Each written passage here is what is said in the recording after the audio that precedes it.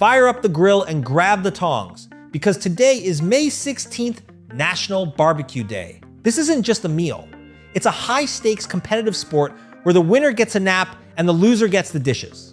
Barbecue is one of the oldest cooking traditions in America, with roots stretching back to the 1500s.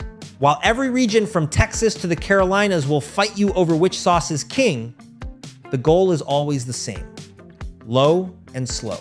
It's all about the chemistry of fire and meat, turning a tough cut into something that literally melts in your mouth. And here is the truth.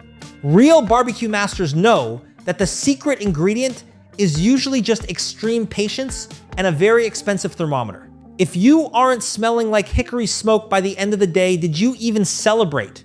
Even the vegetarians can get in on the action. Grilled corn and halloumi are top-tier barbecue contenders too. So, put on your most questionable Kiss the Cook apron and get to flipping. Today, the only thing that should be burnt is your neighbor's jealousy when they smell your grill. Happy National Barbecue Day.